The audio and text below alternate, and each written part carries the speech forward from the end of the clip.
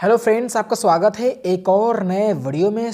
आज की ये वीडियो बहुत ही ज़्यादा महत्वपूर्ण होने वाला है क्योंकि आज के इस वीडियो में हम सुमित्रानंदन पंत जी का जीवन परिचय देखने वाले हैं। बोर्ड एग्जाम की दृष्टि से सुमित्रानंदन पंत जी का जीवन परिचय बहुत ही ज़्यादा महत्वपूर्ण है। तो आज के इस वीडियो में मैं बहुत ही कम समय में और आसान भाषा में सुमित्रानंदन पंत जी का जीवन परिचय बताने वाला हूँ।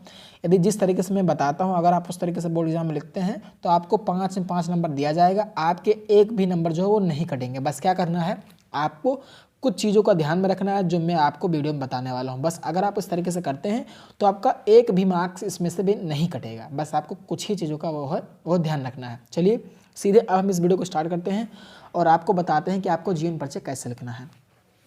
तो जीवन परिचय लिखने से पहले आपको इनका थोड़ा सा संक्षिप्त परिचय यानी सूक्ष्म परिचय दे देना, शॉर्टकट में इनका परिचय दे देना है।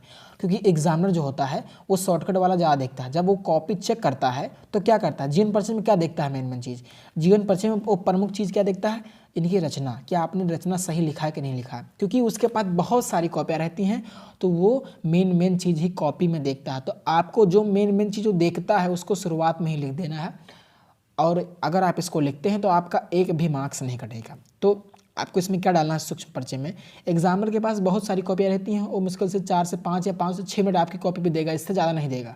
तो उतने में वो मेन चीज़ देख कर ही नंबर देते हैं एग्जामिनर जो होता है, क्योंकि वो ज़्यादा पढ़ता नहीं, वो मेन चीज़ देखता है। तो आपको मेन चीज़ को कहने का मतलब यही है, शुरुआत में ही लिख देना है। ओके, तो इसमें लिखना है सूक्ष्म परिचय और फिर इसमें डालना है जन्म कब हुआ, फिर जन्म स्थान, फिर माता पिता, शिक्षा, मृत्यु और रचना। तो जन्म कब हुआ, 20 मई 1900 ईस्वी में। कहाँ हुआ, अल्मोड़ा उत्तराखंड में हुआ। इनके माता का नाम क्या था, सरस्वती देवी था। पिता का नाम क्या था, पंडित गंगादत्त पंत था। ये आपको याद रखना है। और फिर इनकी मृत्यु कब हुई, 28 सितंबर 1977 ईस्वी में। और रचनाएं कौन कौन सी हैं, लोकायन है, पल्लव है और वीणा है। तो इन चीज़ों को जीवन परिचय लिखने से पहले इनका शॉर्टकट में इतनी चीज़ें आपको डाल देनी है, बहुत ज़रूरी होता है बोर्ड एग्जाम की दृष्टि से।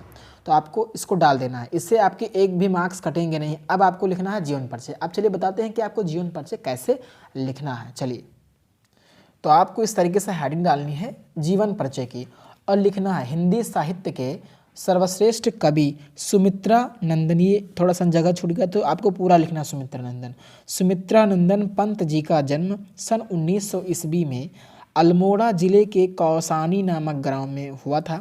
इनके पिता का नाम पंडित गंगादत्त पंत था।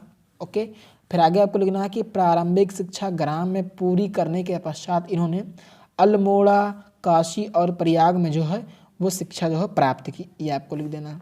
फिर पंत जी बंगला, अंग्रेजी और संस्कृत के जो है वो अच्छे ज्ञाता थे। ये आपको लिख देना है।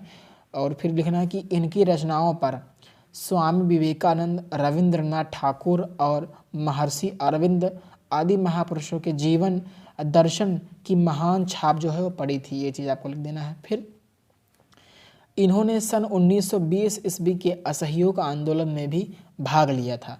चिदम्बरा नामक कृति पर, यहाँ पर रहेगा, सॉरी यहाँ पे पर आपको लिख लेना है।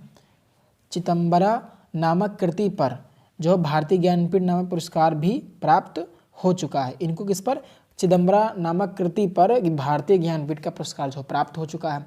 इनकी जो मृत्यु है वो 28 दिसंबर सन 1977 ईस्वी में हुई थी। ये चीज़ आपको लिख देनी है।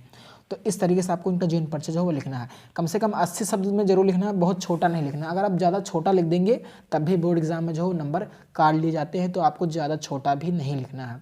तो ये मेन चीज़, जन्म कब हुआ, 1900 ईस्वी में हुआ। कहाँ पे हुआ, अल्मोड़ा जिले के कौसानी नामक ग्राम में हुआ। इनके पिता का नाम पंडित गंगादत्त पंत था। प्रारंभिक शिक्षा कहाँ पे हुई थी, गांव पूरी होने के बाद ये अल्मोड़ा, काशी और प्रयाग में, मतलब प्रयाग में शिक्षा प्राप्त की उसके बाद में। और फिर सारी चीज़ें लिख देना है। और फिर इनको ज्ञानपीठ का पुरस्कार जो किस पर प्राप्त हुआ, तो चिदम्बरा नामक रचना पर प्राप्त हुआ। ये जो है वो ऑब्जेक्टिव टाइप में पूछा जा सकता है।